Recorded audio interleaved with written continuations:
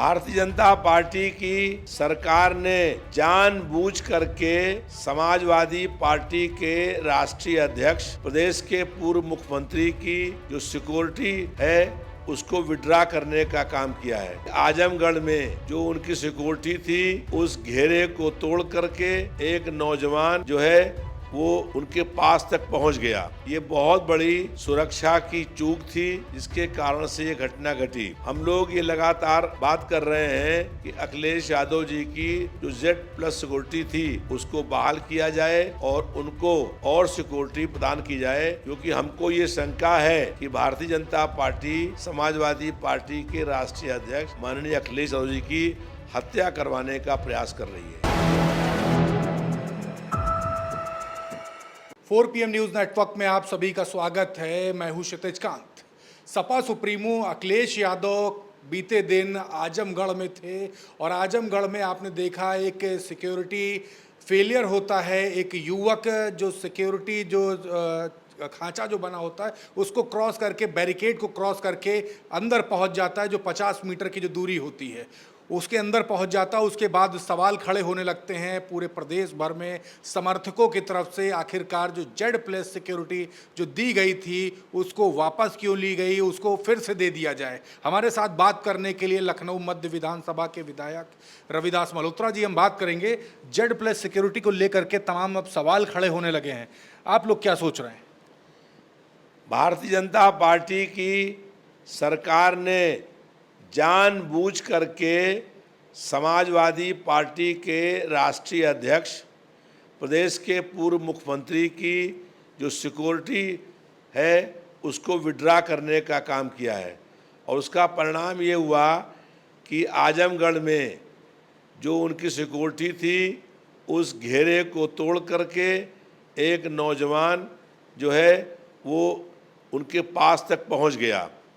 ये बहुत बड़ी सुरक्षा की चूक थी जिसके कारण से ये घटना घटी। हम लोग ये लगातार बात कर रहे हैं कि अखिलेश यादव जी की जो Z+ सिक्योरिटी थी उसको बहाल किया जाए और उनको और सिक्योरिटी प्रदान की जाए, क्योंकि हमको ये शंका है कि भारतीय जनता पार्टी समाजवादी पार्टी के राष्ट्रीय अध्यक्ष माननीय अखिलेश यादव जी की हत्या करवाने का प्रयास कर रही है। दूसरी तरफ अगर बात करें, जो प्रदेश का बड़ा मुद्दा इस समय बना हुआ है, सुर्खियां बटोर रहा है JPNIC का। हाल ही में कैबिनेट की बैठक होती है, उसके बाद LDA को सौंप दिया जाता है। ये जो JPNIC का जो मुद्दा है, बीते समय देख रहे हैं सपा सुप्रीमो भी लगातार उठाते रहे हैं, आप लोगों ने भी उठाया है। और वहाँ जब सपा सुप्रीमो JPNIC जा करके जयप्रकाश नारायण जी की मूर्ति पर जब माला चढ़ाने जाने वाले होते हैं तो उस समय भी तमाम विवाद खड़ा होता है। आप लोग अब इस ये जो बातें जो हुई हैं इस पर क्या सोच रहे हैं, क्या कहें? कि आज से 50 साल पहले लोकनायक जयप्रकाश नारायण जी की अगुवाई में पूरे देश में आंदोलन हुआ था। हम लोग उनके आंदोलन में गिरफ्तार हुए थे और 20 महीने जेल के अंदर बंद रहे थे। तो लोकनायक जयप्रकाश नारायण जी के नाम से लखनऊ शहर में एक सेंटर बनाया जाए, ये हम लोग बहुत समय से मांग कर रहे थे। जब 2012 में अखिलेश यादव जी प्रदेश के मुख्यमंत्री बने, मैं विधायक हुआ, तो हम लोगों ने ये मांग करी कि लखनऊ शहर में लोकनायक जयप्रकाश नारायण सेंटर खोला जाए। और उसके बाद अखिलेश यादव जी की सरकार ने गोमती नगर में JPNIC का काम शुरू कराया। लगभग 85% जो है वो काम उनकी सरकार में पूरा हो गया था, लेकिन 15% काम रह गया था। उसके बाद भाजपा की सरकार आ गई। भारतीय जनता पार्टी की सरकार ने 8 साल बीतने के बाद भी वो 15% जो काम अधूरा था उसे पूरा नहीं कराया। उसमें कई मीटिंग करने के हॉल हैं, कई शादी होने के हॉल हैं, लॉन हैं, और उससे प्रदेश सरकार की बहुत अधिक आमदनी होती, लेकिन उन्होंने वहाँ पर वो काम पूरा नहीं कराया। हम लोग लगातार 8 साल से जयप्रकाश नारायण सेंटर के अंदर जो है काम शुरू कराने की मांग कर रहे थे। पिछली बार 11 अक्टूबर को लोक नायक जयप्रकाश नारायण जी की जब जयंती होती है तो अखिलेश यादव जी माल्यार्पण करने के लिए वहाँ जा रहे थे, तो प्रशासन ने बड़े बड़े टीन शेड लगा करके उनको बलपूर्वक उनके घर के अंदर ही अरेस्ट करने का काम किया था। हम लोगों ने बहुत विरोध किया, विधानसभा के अंदर भी विरोध करने का काम किया। उस संघर्षों के परिणाम स्वरूप जेपी एनआईसी सेंटर लखनऊ विकास प्राधिकरण को दिया गया और लखनऊ विकास प्राधिकरण अब उस काम को पूरा करने का काम करेगा। ये बहुत संघर्षों की जीत है और हम लोगों की ये मांग है कि बहुत जल्दी ही जेपी एनआईसी सेंटर जो है वो पूरा ठीक करके खोला जाए जनता के लिए, और वहाँ पर म्यूज़ियम है, वहाँ लोग आ कर के जो आपातकाल में संघर्ष हुआ, जो संपूर्ण क्रांति का आंदोलन हुआ, उसको देखने का काम करेंगे। वो युवाओं के लिए प्रेरणा का केंद्र बनेगा और जयप्रकाश नारायण जी ने जो संपूर्ण क्रांति का आंदोलन चलाया था, उस आंदोलन को ताकत मिलेगी। लेकिन भारतीय जनता पार्टी नहीं चाहती है कि लोक नायक जयप्रकाश नारायण जी के नाम से बने उस सेंटर में निर्माण काम पूरा हो। लेकिन हम लोग लगातार ये प्रयास कर रहे हैं और सरकार को ये मजबूर कर देंगे कि वो जेपी एनआईसी सेंटर जो है वो तत्काल रूप से ठीक करा करके जनता के लिए खोलने का काम करे। दूसरी तरफ देख रहे हैं जल जीवन मिशन को लेकर के लगातार सवाल सरकार पर खड़े हो रहे हैं और कई जगह भ्रष्टाचार के बड़े आरोप लग रहे हैं। हाल ही में आप देख रहे हैं कि जो टेंडर जो दिया गया है उसको लेकर के भी सवाल खड़े होने लगे हैं। क्या कहेंगे, जो घटनाएं जो लगातार हो रही हैं जल जीवन मिशन के थ्रू, जो टंकियां बन रही हैं वो भी सब फटी जा रही हैं, क्या कहेंगे? जल जीवन मिशन में बहुत बड़ा घोटाला हुआ है। ये उत्तर प्रदेश का सबसे बड़ा घोटाला है। यहाँ पर 5 कंपनियों को टेंडर दिया गया काम करवाने के लिए और 5 कंपनियाँ फर्जी हैं। जो पता उसमें लिखा गया उन पतों पर 5 कंपनी का कोई नामो निशान भी नहीं है। और वहाँ पर जो उन लोगों ने काम किया, इतना घटिया सामग्री का इस्तेमाल किया कि जो पानी की टंकियाँ बनी थीं वो टंकियाँ धराशायी हो गई, गिर गई।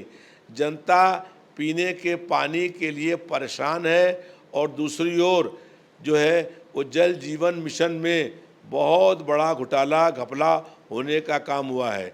हमारी मांग है कि किसी वर्तमान न्यायाधीश से इस पूरे घटना की जांच कराई जाए। जो पूरा लूटपाट हुई है उसकी जांच हो तो भारतीय जनता पार्टी का असली चेहरा जनता के सामने आ जाएगा कि एक तरफ जनता पीने के पानी के लिए परेशान है, दूसरी ओर पीने के पानी के लिए नाम पर आए गए पैसे में बड़े पैमाने पर घोटाला हुआ है। अगर किसी हाई कोर्ट के न्यायाधीश से जांच हो जाएगी तो मालूम हो जाएगा कि भारतीय जनता पार्टी का सारा काम कागजों पर है, कागजों में पैसे का बंटवारा हो रहा है और ज़मीनी स्तर के ऊपर जो है वो घोटाला होने का काम हो रहा है। घटिया सामग्री लगाई जा रही है और जनता पीने के पानी के लिए त्राही त्राही कर रही है। एक और मामला इस समय बिजली के निजीकरण का मामला काफ़ी तूल पकड़ रहा है। ग्रांट थ्रॉन्टन कंपनी पर भी सवाल खड़े हुए, उसके अलावा ये भी सवाल किए जा रहे हैं कुछ निजी घरानों को लाभ पहुंचाने के लिए ये पूरा बिजली के निजीकरण का मसौदा लाया गया। मंत्री ए.के. शर्मा पर भी सवाल खड़े हो रहे हैं। विपक्ष इस पर किस तरीके से सवाल उठा रहा है? भाजपा की सरकार में लगातार बिजली के दरों में वृद्धि हो रही है, जनता को बिजली नहीं मिल रही है और भारतीय जनता पार्टी की सरकार बिजली का निजीकरण करने जा रही है।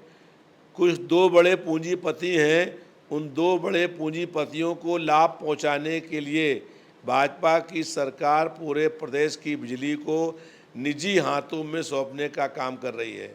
अगर ये बिजली निजी हाथों में जाएगी तो निश्चित रूप से जो बहुत सारे कर्मचारी वहाँ पर काम करते हैं उनको निकालने की कार्रवाई शुरू होगी। बिजली अगर जाएगी जो है निजी हाथों में तो मनमाने रूप से बिजली के दाम बढ़ना शुरू होंगे और जनता के ऊपर बहुत भारी बोझ पड़ेगा।